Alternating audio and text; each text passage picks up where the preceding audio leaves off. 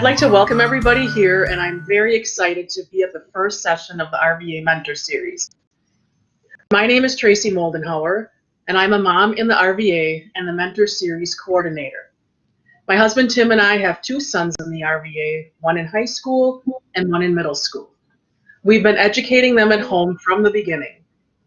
My mission for the Mentor Series is to equip home mentors with tools and resources that enhance their role while giving them a refreshing break and recharge.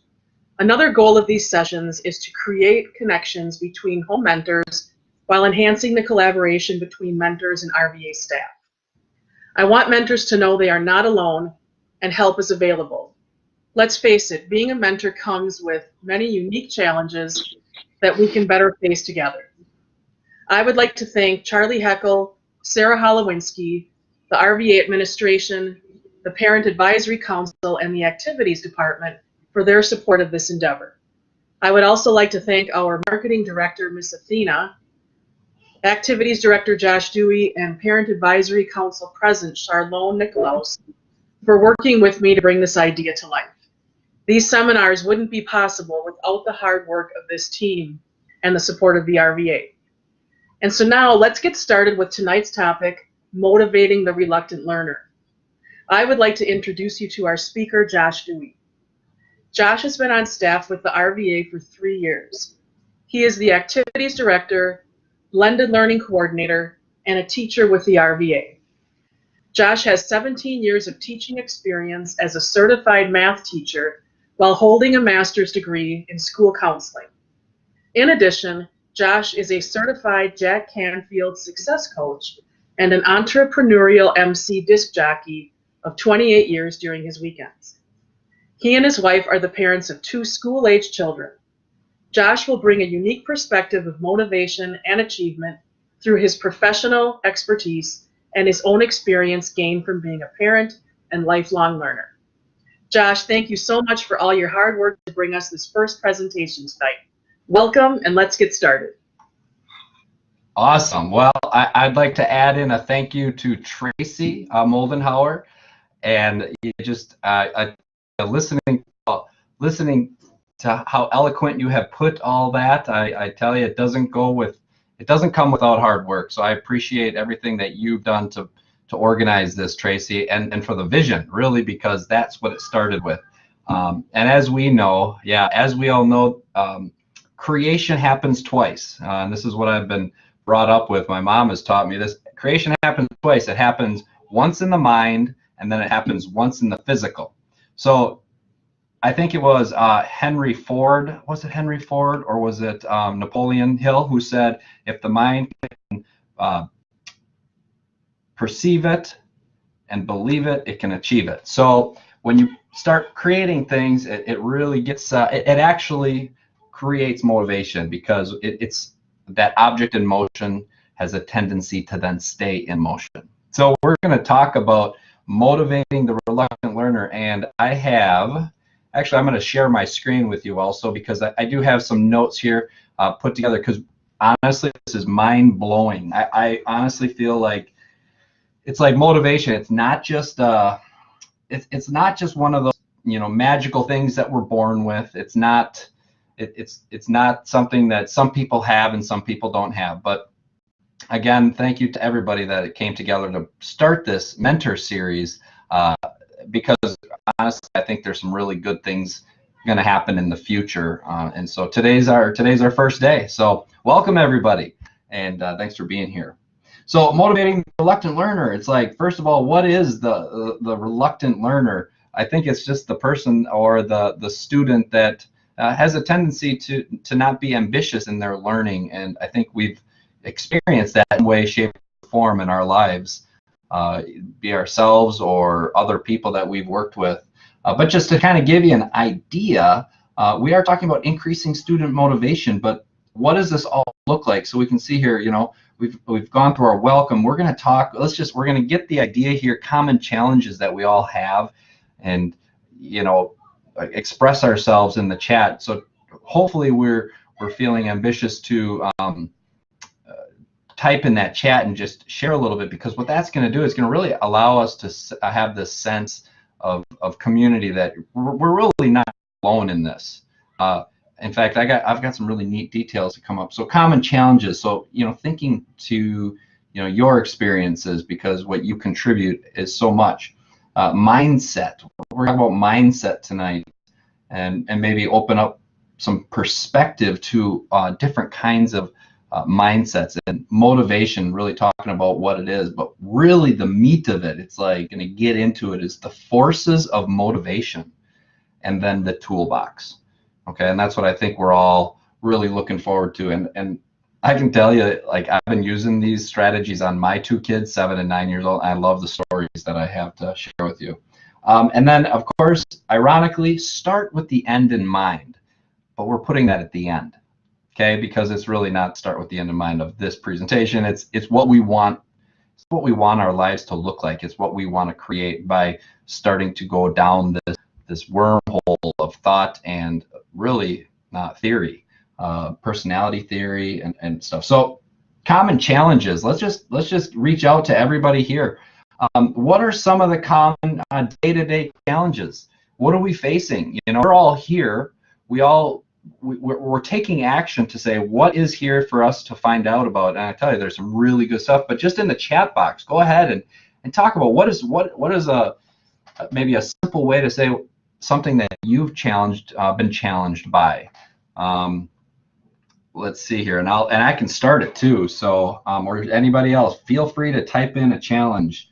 I'll type something in.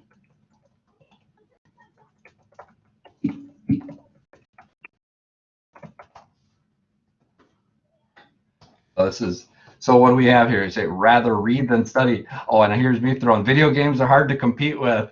Time. So time, yeah, time is cold weather. Yes, that has been a challenge. As far as procrastination. Yeah, well, cold weather, Becky, isn't that just, it makes us want to hibernate a little bit, doesn't it? Unmotivated, just like feeling like a little bit of a loss. Getting someone who doesn't want to do something, refuses to do something, even to complete a task. Yeah, so those things are distractions. That's my video, like my video game thing. Let's see here. Cabin fever, right? Yes. So we've got some things. He's choosing not to do it, or she's being lazy. She doesn't seem to care. They're not motivated. Loss of interest. So procrastination, yeah, like procrastination. Like, have you ever heard of the people that have a tendency to say things like, I work better under pressure, Mom. I need to wait till the very last minute to start my 12-page research paper. And there is an addiction principle to that adrenaline that comes from procrastination. It's easy to do it super fast later. I don't need to start now. Yeah, so maybe we can all, just really kind of, experience similar things. Bored, we have boredom that goes on, wanting to play instead. Yeah, that's kind of where I'm at. It's too easy. So sometimes in math, as a math teacher, I've found that sometimes there's a fine line between too easy and too hard. So they're not motivated. So multiple factors,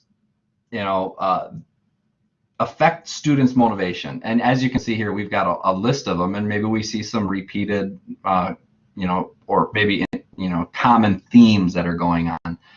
But just to kind of point it out here, and we actually have two studies that showed that in 2013, granted that was 6 years ago, 40% of high school students are chronically disengaged, and this is high school, are disengaged. 40%.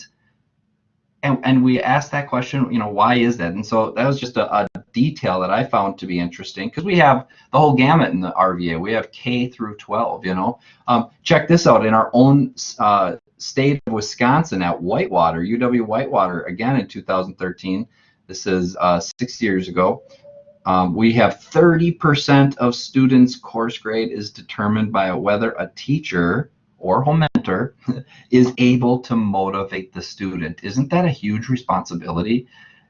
like that's a huge responsibility. If that 30% of students' course grade is determined by whether a teacher is able to motivate a student.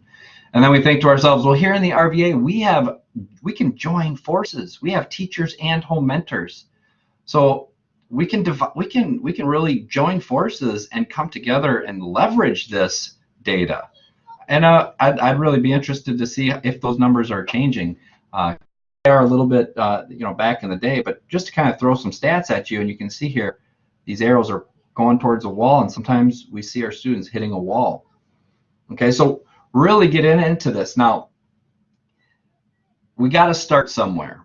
And this might be for us and our awareness.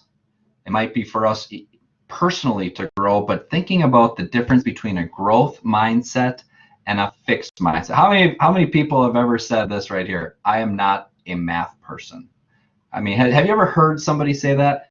Well, just let's dive into this a little bit and see if we have been working with a fixed mindset or a growth mindset. Let's just watch this here for a second.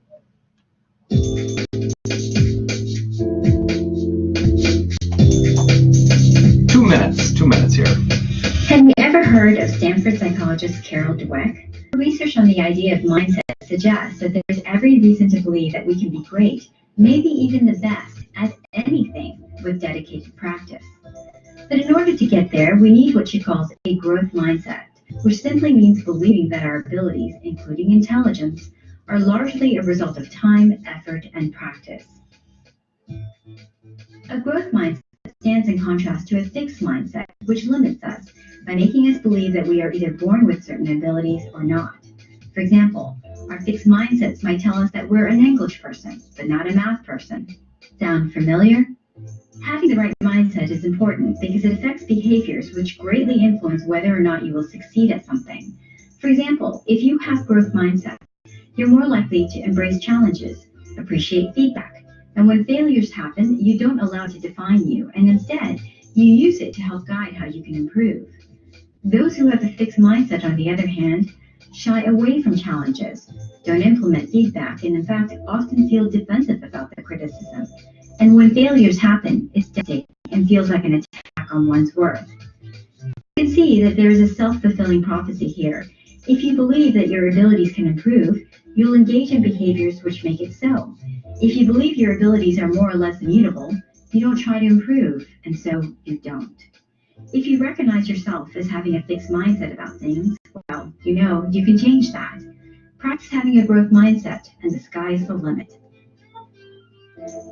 I love that. Practice having a growth mindset, and the sky's the limit. And you say to yourself, well, how do we do that here? So what we have is a growth mindset. Grow through what you want to go through. I love that, Jessica. Thanks for that, for adding that. Yeah, grow through it because it is the journey. So this can seem complex.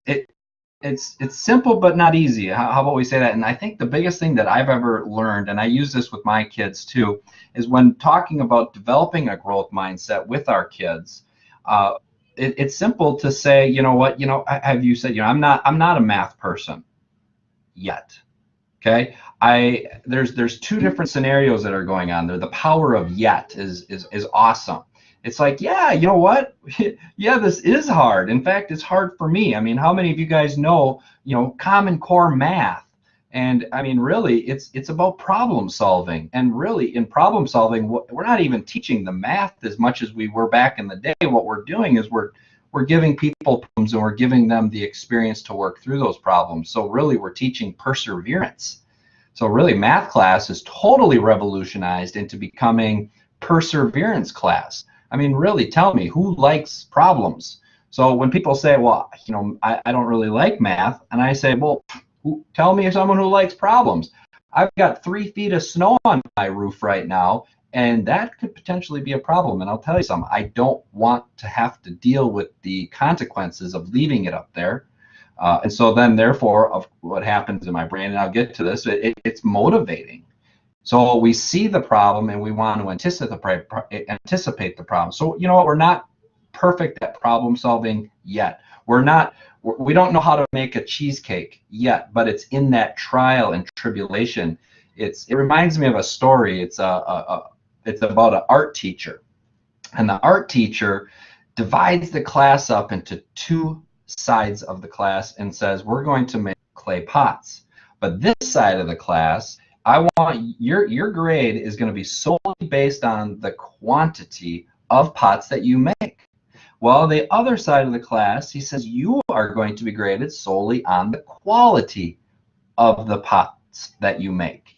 And so what happened was they said, okay, we have a couple weeks. I want to see what you come up with. Well, right away, the side of the quantity side starts spinning pots, getting at it. They're just cranking them out left and right. Well, on the other side, the quality side has to say, well, we need to sit and we need to talk about this. We need to theorize. We need to think what is going to make the best pot, because that's what we're going to be graded on, and we want an A. Well, anyways, long story short, after the grading period was up, the teacher gathers everybody together and looks at the quantity side. Wow, you guys really made a lot of pots there, and look at these. Some of these are beautiful. And then the other side, he looks at the pot that the one pot they made, and he's like, you know what, that's pretty nice too. In fact, he said, but the best pot goes to the side, not the quality, not the one that we were sitting there thinking about and theorizing. It actually came from the side of many pots, because it's in many challenges. It's in repetition. It's in spinning, and it's really what we do. It is in the practice that we get better, and that really signifies that growth mindset. We're not there yet. And you know, how often have we fallen victim to, or seen our kids fall victim to, paralysis by analysis, or not starting in fear of not being great? Have we seen that before? I mean, is that something that's been a challenge, perhaps, that we've seen? Is, you know, and I love the quote. It's you don't have to be great to start, but you have to start to be great. Afraid to try because they're afraid to fail, and that is so true. Failure is the first step towards success, and really that is developing that growth mindset. So having these conversations in our discussion, talking about the power of, just say, you know, well, I always say this to my kids. I'm like, yeah, you don't like mushrooms yet. You know, because I didn't like mushrooms when I was a kid either, but now, you know, I think I like them a lot. You know, you don't like that yet.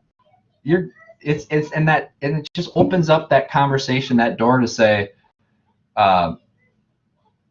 it's hard to talk to them about it when you see the same problem in yourself. You know what? Let me just, you're spot on. I don't know why I can see my whole screen here, but that's okay. Look at this. The importance of modeling is the start to motivating that child to be the change you wish to see in the world. And you know, we've heard this by Mahatma Gandhi. You must be the change you wish to see in the world. Now check this little magic out. Let's just change that world and say our world is our home. You must be the change you wish to see in your home. We can't sit there and expect a motivated child or a growth mindset developing if we're not modeling it in every way, shape, and form that we possibly can.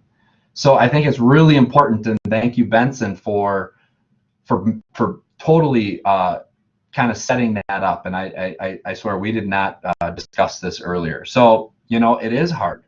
So we want to look at our home, and we want to start with the end in mind. What do we want our home to look like? Because let me tell you something, when everybody's on the same page of taking action, then great things really can start happening. And we haven't even gotten to the meat yet. I mean, what is motivation? If you watch that video, I love breaking words down on their etymology. Motivation, it's the reason or reasons one have for acting or behaving in a particular way. Okay, if you look at the history of the word, it has that prefix moto or motive or mot as in like motor, or mo as in motion, or as in momentum. I mean, there's just so many different things that start with mo. And then if you look at the suffix tion, that actually is a suffix that means to activate.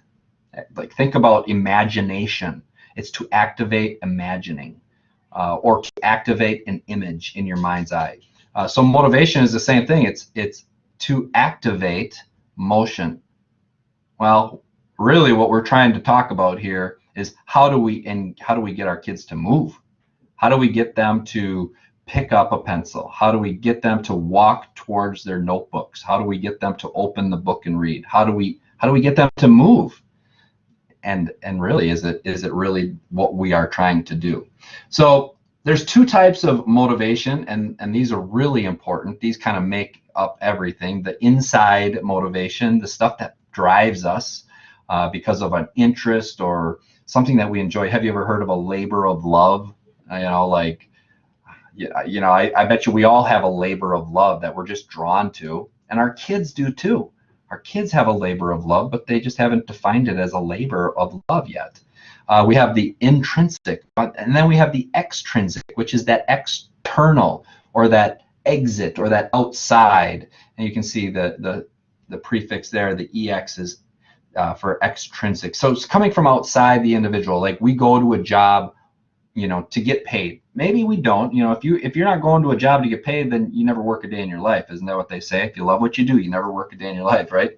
So there are other types of extrinsic motivators, though. We're going to be able to really break these down and kind of become familiar with them so they can be seen as tools. All right, but really, ultimately, motivation is activating motion. How do we activate motion? So and this is kind of where I really want to get to, because we have to take some time to, first of all, understand motivation before we can say, I know how to motivate somebody who is unmotivated.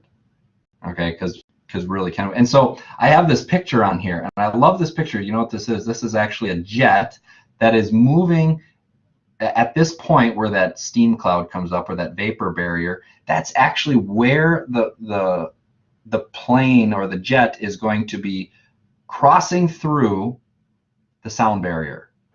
Well, in order to get, and that's when you are moving faster than the speed of sound. So you're moving faster, and then you move faster than the speed of sound. And then at some point, you break on through to the other side, right?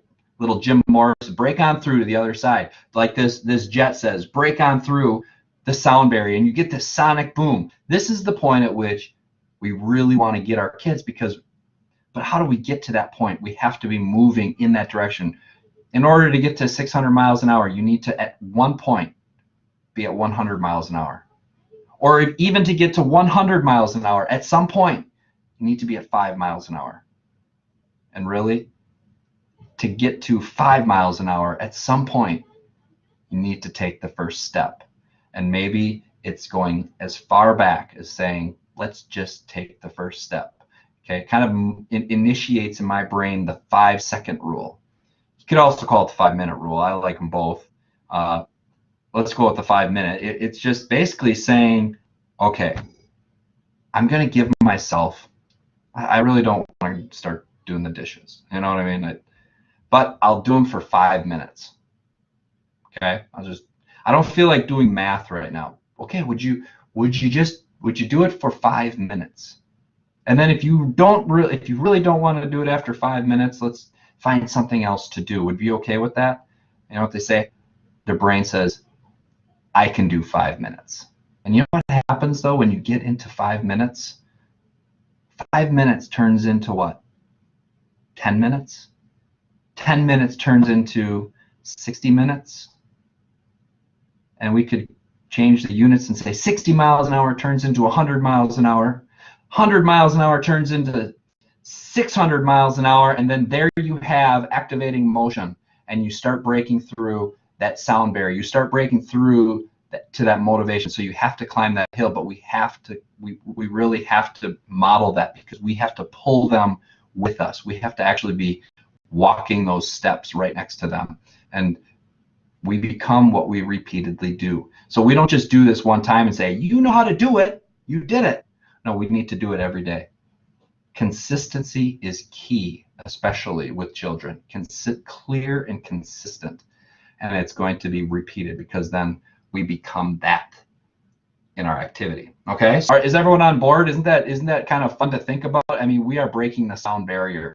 So with our motivation, breaking through is kind of the idea. So there's always a way. Okay, there's always a way too.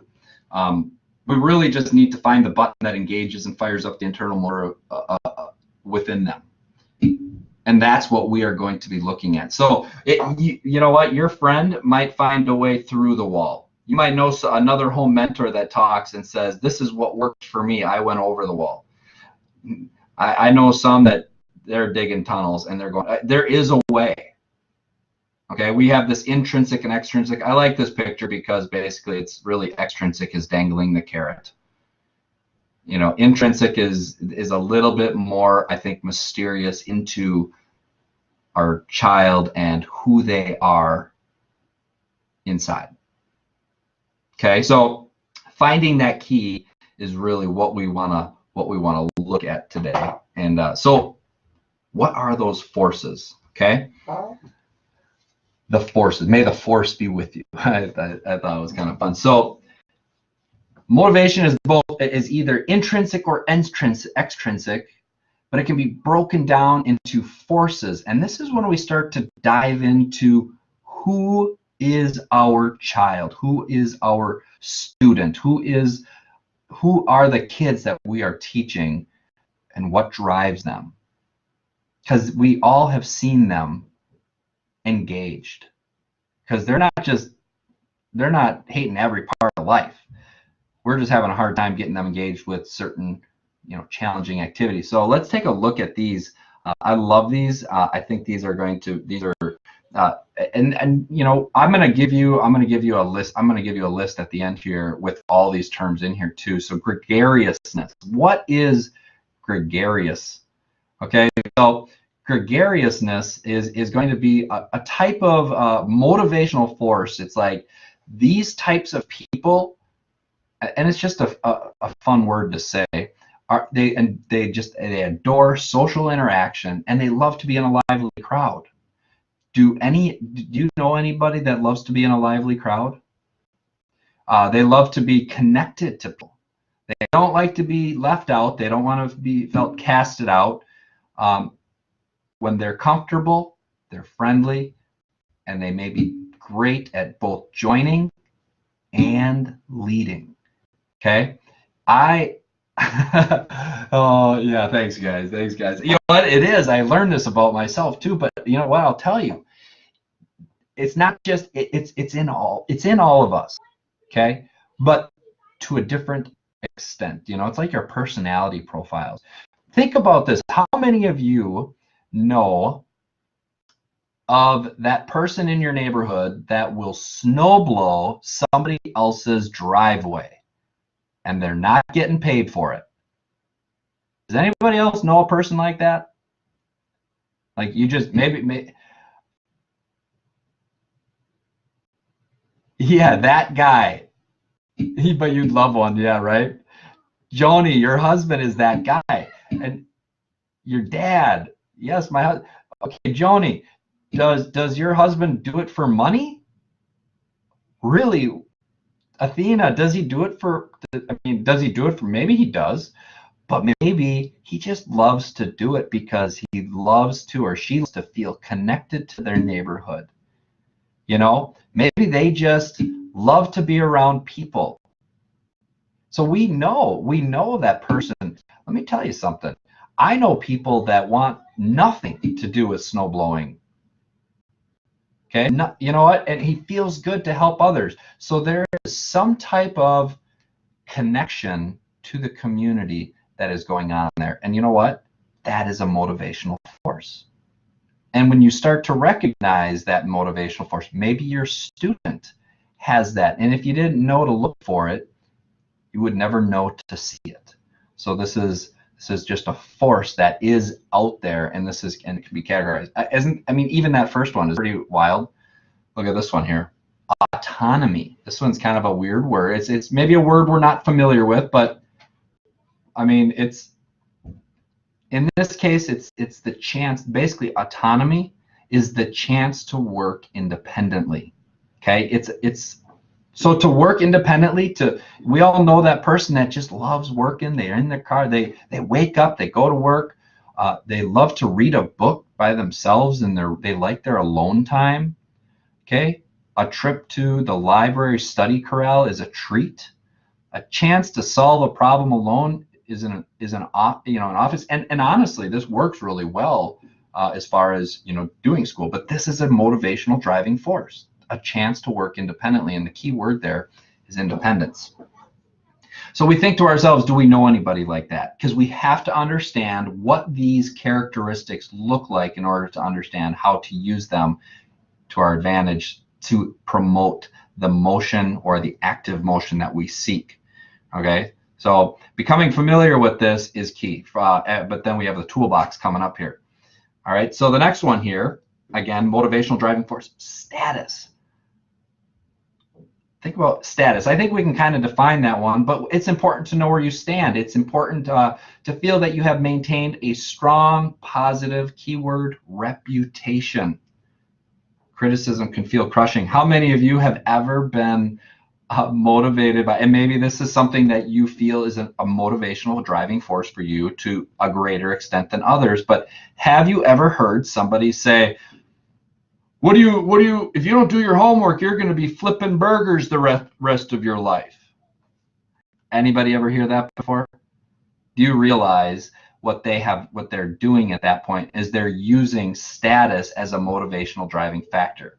They're basically saying, do you want to flip burgers? Well, in a negative way. I mean, I'm not saying it's negative, right? But you've heard, I think that's a saying that's been used, and what that is it's playing upon the motivational driving force that status is important. If that person believes that being a chef or a sous chef is like the awesomest thing, and they're going to be like, I love flipping burgers, right?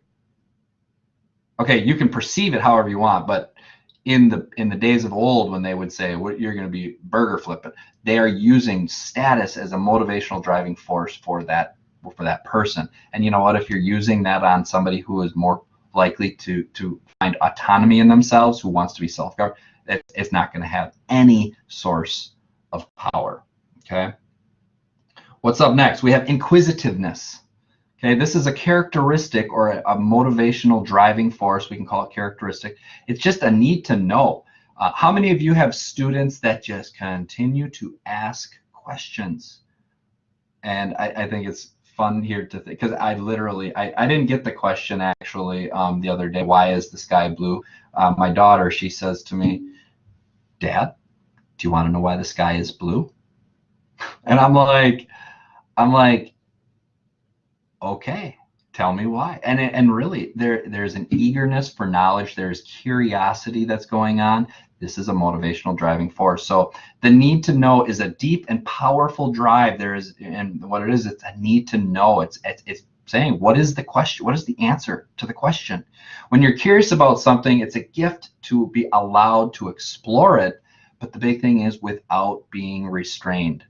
Just be free to allow the inquisitive child to just explore. In fact, in teaching math, one of the things that that they taught us back in the day was, when you hand out a graphing calculator, give them 5 minutes to just push buttons. Don't be like, okay, let's get to the lesson. No, give them the calculator and literally give them 5 minutes to push the buttons. Let them just mess around. Let them spell words out. Let them see how big of a number they can make by multiplying. Do you know what I mean? So there's an eagerness for knowledge and curiosity in the inquisitive child. And the gregarious student might not be curious for knowledge. Maybe they just want to be part of the club. Maybe they just want to hang out, but yet learn alongside their friends. Okay, so motivational driving forces. Ooh, aggression. This one, be careful. This one is not negative. Okay, so it sounds negative because people think, oh, aggression, but don't let that word get in the way. Basically, think about it, change how we see things. It's people with strong positive aggression. They're good competitors, they're passionate fighters for justice, and they No, I don't want that to happen. They want their views to be heard and respected. Okay, do we have some good competitors in our grasps? Do we know some good competitors? I mean, think about it. Yeah. So Athena, thank you. You're starting to think like, how do we start connecting these? And really, it's really interesting. So like, think of football players. Do you think that our football, like our Green Bay Packers, Go Pack Go, are, I mean, are they going to be driven by wanting to be alone? It's a good question, right? So, but I'm not going to squash any of those possibilities, because you never really know until you start becoming aware of what you're looking for. Okay. So next one here is power. Again, beware of bad connotations. This is not this can be actually used to benefit on multiple levels. Power is the drive for influence. It's responsibility. It's authority, an especially natural and important part of adolescence, because they're exploring, like they're pressing their limits. They're looking for the line. They want to know their boundaries. Okay, but it needs to be managed. Right? It's a motivating force for influence and responsibility and authority. So when my daughter 7, she's definitely she likes to argue, like she really likes to tell dad, what's right, really. Even if she's just expressing herself. And the conversation, well, I don't know that yet. Can you help me understand? And when those kinds of conversations happen, you know what? I don't have to have all the answers with somebody. I don't have to have all the answers with my daughter. I can actually ask her the question to explore it, and then she will come to the solution. And you know what? Props to her. High five her. And now I just turned a potential power struggle, because no, you're going to get it. This is the way it is. You turned a power struggle into an opportunity to learn. Okay, motivating learning is what we're actually trying to do. So we have strategies. Okay, so let's see. I don't want to let the cat out of the bag there. Let's see here. Recognition. Okay, so recognition is just it's being adored. It's being seen for gifts and accomplishments. We probably have dancers. We have singers. We have people that want recognition, and they're going to respond to public encouragement. Do we have any people that, have you ever heard of the class clown before? Right? The class clown. Is that more of a negative connotation, maybe perhaps squashing this motivational driving force of recognition? I think we should ever call them a class clown. I think we should call them wanting to be seen, and it's social media recognition. Motivational driving force. Some people don't want to be recognized. The autonomous, the student who falls into autonomy, self-directed, maybe wants to just kind of go read a book, right? And lastly, and I got to watch my time, these are really important, I think. Affiliation, just the need for belonging. Okay, so we're going to get into this, but just the last one here, and I went through these.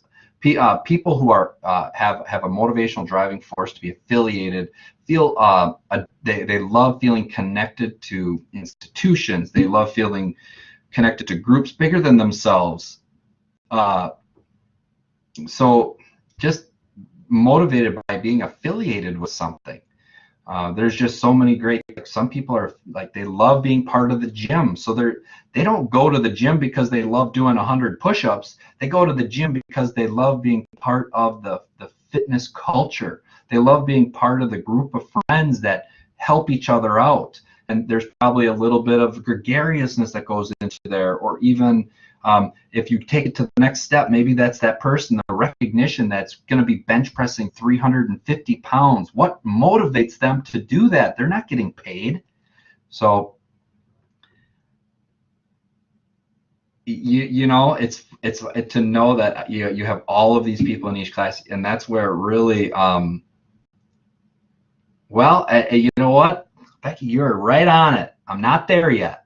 Actually, I have a really easy for you to interpret, okay? I know and I looked for a long time, and I'm thinking we could make one up too, because really, once we start to know these people, we start to have the power, or I should not even call it the power, we should call it the force to make a difference in their lives. And that is what it is. It's about motivating the reluctant learner. Okay, and not even, it doesn't stop there. How about motivating ourselves? Because don't we all sometimes, don't we find ourselves sometimes lacking motivate? Like, I don't want to shovel my roof off. I don't. Like, but what's my motivational force to do it? You know, think about it. Thank you, Dawn. And that's something, Dawn, I hope we can find together. That would be great. So Richard Lavoie, 6 P's of motivation. Now, these basically can be seen as tools. Like, this could be a toolbox for us. Okay, so we'll go through these here.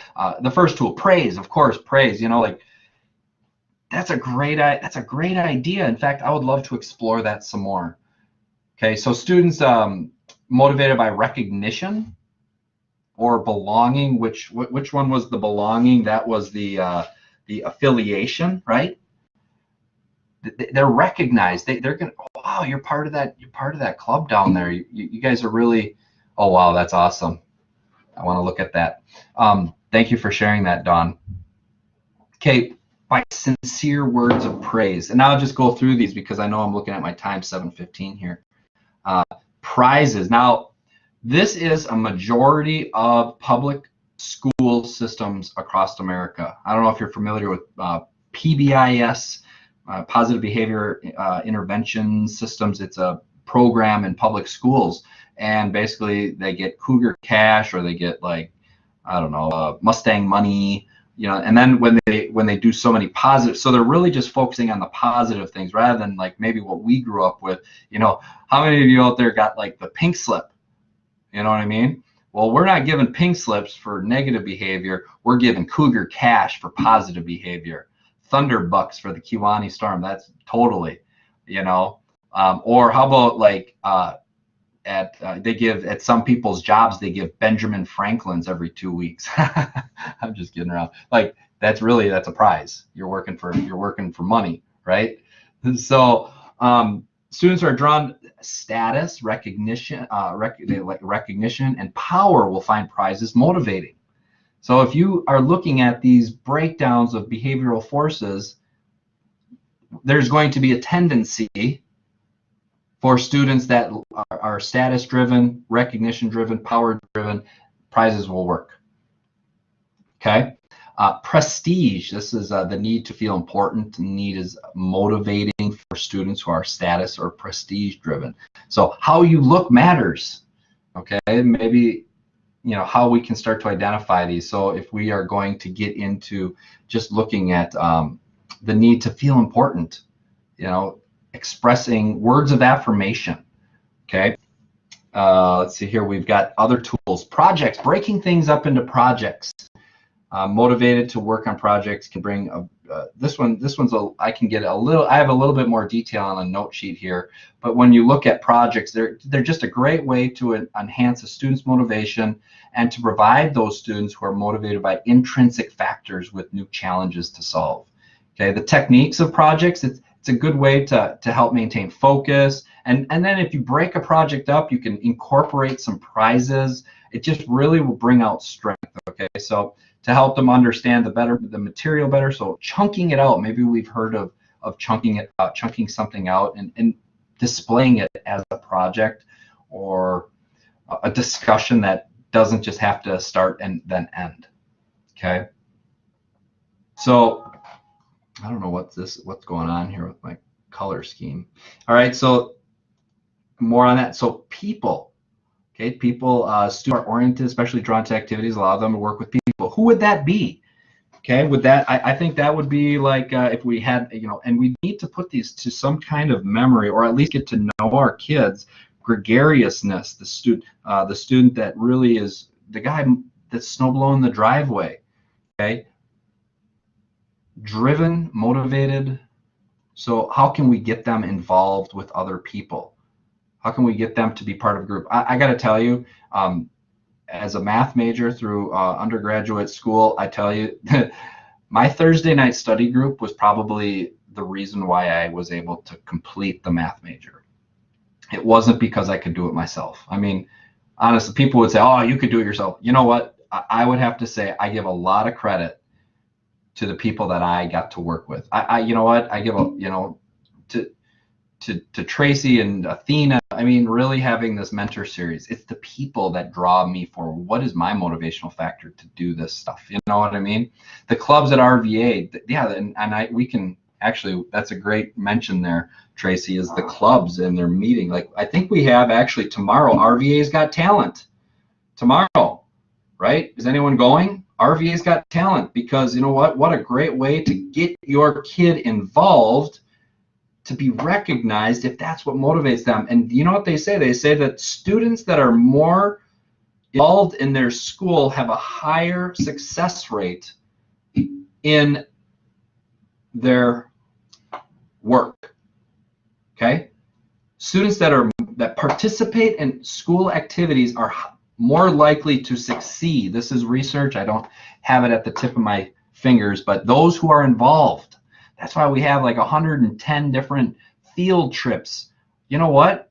We think we're just going to the trampoline park, but no, we are living a day in RVA. We just get to do it at the trampoline park. Then when we come home, what are our students thinking? They're not thinking about not school. They're thinking about what can I do next to stay engaged. Isn't that great? I love that. It's beautiful. Power. Students who want control over their environment or choices are motivated by power to control their environment. I this one from my wife. She says to him, before bedtime, she says, would you rather go to bed 5 minutes, or would you rather go to bed now, or would you rather read a storybook and go to bed? I mean, either way, they're going to bed.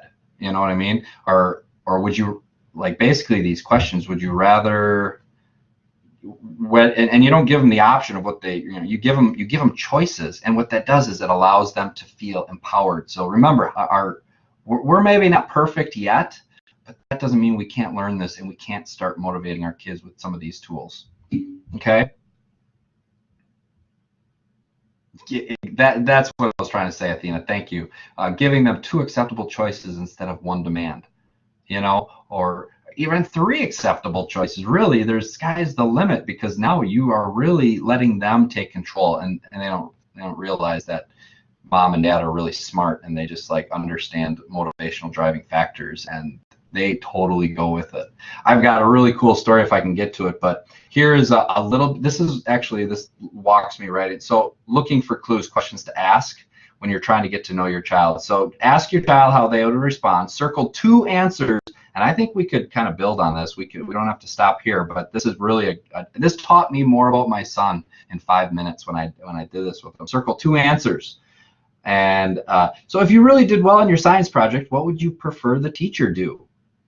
He reads them. He's like, I did this with my 9-year-old son. Let you present the project to others and explain what, put the project on display, give you a small prize. He says B and C. I'm like, okay. So he wants to put the project on display. That tells me he might be status driven. He might be, he wants to be recognized, recognition. And then he said, give you a small prize. So he's prize driven, but that makes sense because he's also driven by power, and he likes to have his alone time. I mean, this seems so simple, doesn't it? But yet we can interpret it. And then he reads the next one. He says, when you get a good grade on a paper, what do you do? And show it to your friends. No. Hang it on the refrigerator or bulletin board. Ask your parents for a treat. He said B and C. Hang it on the refrigerator. There he goes again. Exactly. So we could actually make up. I mean, we could write. I mean, I'm thinking we should write some. So I thought these were really good. And I recognized something. I'm like, boy, he likes prizes, And I said, and then he likes power. He likes authority. I said, you know what? And long story short, I basically said, you know what? I'm really impressed I'm really impressed with, you know, how you put your plate by the sink. In fact, you know what I'd love for you to do is I'd love for you to teach you love playing video games. I'd love for you to teach your sister how to play a video game. And you know what? And he's like, yeah. And he took her hand and he's like, oh, let's go. I got one that you could play, and I'll teach you how to do it. And honestly, it brings a tear to your eye when you start to engage your students that way, and you say, you know what? I'm gonna give you $1 to do whatever you want with. Like, okay, $1 to, you know, I mean, that's just the prize, right? It could be anything, piece of candy, or, I mean, extrinsic motivational, intrinsics are the ones that we're really going. So starting with the end in mind, I tell you, this hour goes by so fast, but the more clearly we want to see the way things we want them, the more motivated we're going to be able to take action to make them a reality. So for us, okay, I'm not just coming, I've got some examples of what works, but tonight wasn't about just saying, you know, after, you know, put a sticker chart on, okay? Because a sticker chart's not going to work for everybody, okay? It's going to work for some, it might work for you, but working for alone time to read, that might work for somebody else. And you might think, well, you're crazy, that's not my kid. So what we have to do is we have to understand the behavior of our kids and understand that every child is going to be a little bit different in different ways and in different days. I think they change. Okay, but the path of development is going to then in our adult life is to start to find motivating factors for all of these different things. I think our path of development will be to strengthen our ability to just get up and take massive action. So I just put these things on here, progress checks. I believe, you know, in the high school, I know we have progress checks every 3 weeks. I think we probably do it across the board. Things to do list, and just say, how about this? For the next 3 weeks, I'm going to give you something here when you guys leave. For the next 3 weeks, let's really use this 3 weeks to practice. Let's not just do it for a day or two, because you don't have to be great to start, but you have to start to be great. And we can be great with our students, and we can make such a difference just with some of this information here. So progress checks, let's make that our checkpoint. So we're having, basically what we're doing is we're setting up a measurable kind of specific time, dates of completion. Let's just buy into the idea that we're going to go this next 3 weeks and we're going to make this our focus, and perhaps writing down a things to do list to set the goals of how we want our life to look like in home. And now this is kind of more for us, because it's the more clearly we see things, the more motivated we will be to take action. So if we want to see our kids in our homes, if we want to see them motivated, we need to be the change. We need to model that behavior. So we need to set some goals, and let's do 3 weeks. And I would love to hear back from you. So if you have success stories, share them out, please do. And yeah, share them out, and because that's motivating for others to see, because we tend to lose sight sometimes. And then find something that works. I think the words are rinse and repeat. Okay? Rinse and repeat. So with that, so proven strategies here is at the end. Proven strategies, you know, for younger children. So like incentive prize boxes to pick from. They actually do this at my dentist office. My kids, not mine. My kids' dentist office. Okay. So when a certain amount of work is done, a little treasure box. Oh, look at that. You put 20 minutes into your reading. Go pick something out of the treasure box. I mean, the dollar store, if you have a prize-driven,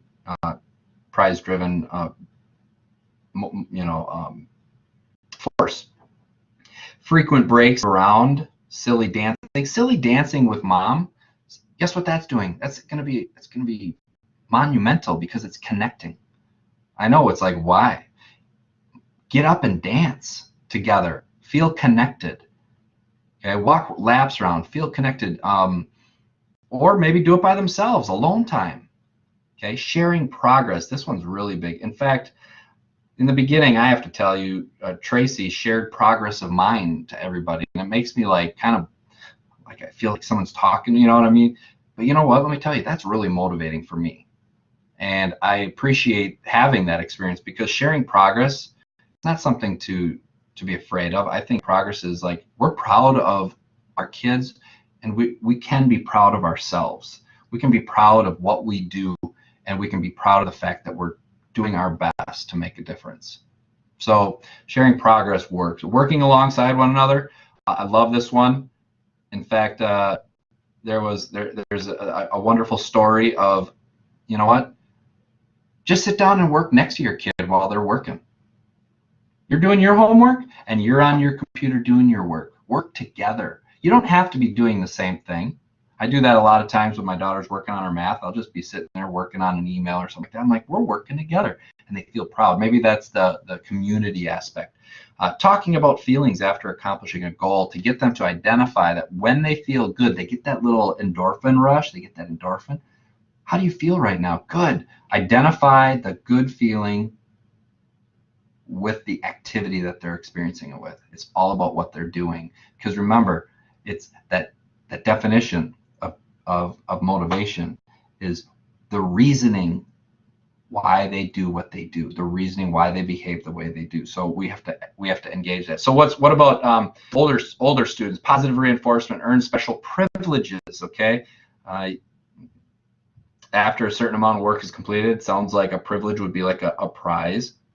Chunk out the schedule, basically breaking it down into smaller parts, and then celebrating. Students can share progress with you. I think sharing progress. Tell me what you did. Sometimes they just want to be heard.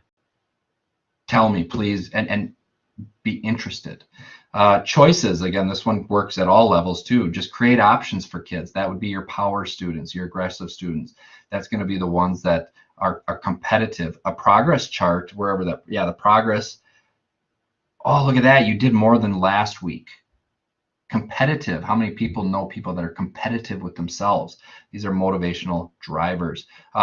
Do most difficult tasks first. That's a strategy. Don't wait till the end of the day to do the hardest subject, because, I mean, you don't start your workout with bench press, right? Or, you know, you start your workout with the hardest because you're going to fatigue faster. Here's a strategy. Create a shared Google Doc where updates and progress can be seen and celebrated. I think the key word here is celebrate. We need to be celebrating, because who doesn't love a celebration, right? I should play that song. Every time you do something, let's play celebration. And kids love fun, right? So just so you all know, I know our time is concluding here, but just so we're all, you know, resources. Let's start getting involved here with that. We got the parent page. Maybe you don't know about it, but we do have a Rural Virtual Academy. It's a closed group, so this is just families in the RVA. So it's a closed group. When you get into the Rural Virtual Academy Facebook page, that would be the public page. And if you have any questions about that, you can, Athena's here, she's the master of our Facebook world. And basically, you know, so to differentiate between those two, but just know one is open and one is closed. Okay, so that's like open to the public versus just RVA people can see what's going on in there. We have the Parent Advisory Council, which is run by Charlone Nicholas. I think I want to just, so if you have any questions, Charlone sends out, isn't available yet. Okay, but it's, hey, I love it. It's growth mindset, Athena. It's not available yet. So it's coming. So I just wanted to give you a shout out on that. Oh, the parent group is, okay. All right, so Athena, thank you for clarifying that. I wasn't sure on that one too. Keep an eye out. Oh, we don't run that one. Okay. Keep an eye out on those Parent Advisory Council newsletters, because more mentor series is coming, and we have got a lineup that is going to rock. Okay. And then, yeah, future mentor series. So we hope that you all had a great evening. What I'm going to do is I'm going to get these are some notes right here. This is what I want to give you all tonight. I'm going to just get the link here. This is everything that we talked about, and I'm going to share this with you for being here this evening. And you can see it's just everything that we have talked about. What I'd like to do, is I'd like to see if there are questions, but even more so, I'd like to find out what has been your greatest takeaway Thank you, Dawn. Thank you. What has been your greatest takeaway from this experience? Okay, that's really what I want to know. If you have questions, those are great too. And we can do those personally if you want to send an email.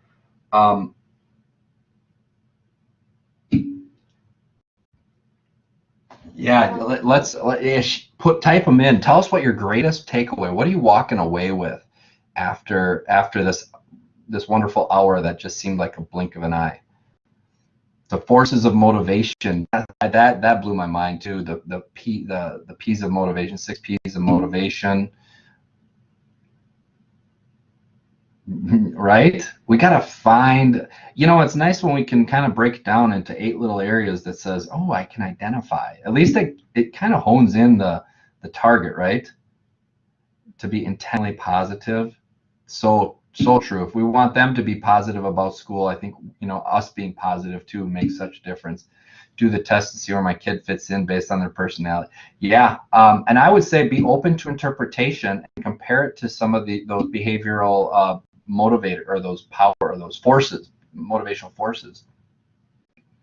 Different things motivate different reasons. Totally. Awesome. Yeah, and if you want to look even further into this, look at Richard Lavoie. I have it in there. Let's see here. Most powerful thing I maybe need to try something new that I have to be intentional about, model it for my son. Yeah, we need to be the change we want to see. Like, I can't catch myself saying, oh, I'm not a math person, because really, people literally would come into math conferences and they say they get their math skills from me. I was never good at math. And I say, oh, so they're not going to be good at math too. Last time I checked, it's not genetic. Math ability is not genetic. You have to create the environment. Clear definitions of each category. Awesome. And did you all get that? I'll put that link in there again. So I put those in there because I thought they were so. Yeah, just like those 16 personality traits, Athena, that you shared with me that one time. So I'll let you all go on that. If you want to stick around, I got a little excited. I think we're right on time, though, aren't we? So that does conclude the thing. So if you'd like to stick around and chat a little bit, but please tell your friends that you enjoyed this, or get on there and share some words with us, or send an email, because we love having you here and we love doing this as a team. Okay, so everybody have a wonderful evening. Oh yeah, if you have questions, grab the mic. Josh, I just want to thank you for all your hard work and putting this together. Well, thank you for the opportunity, Tracy. I couldn't have done it without you. So very helpful information, and watch your inboxes for the next invitation coming out for the next topic. And also the Parent Advisory Council newsletter will have information, and I encourage parents to go to those meetings because Charlone has excellent topics at those, and that is a great place to interact as well about these topics. It's for you, and they are also sponsoring these talks.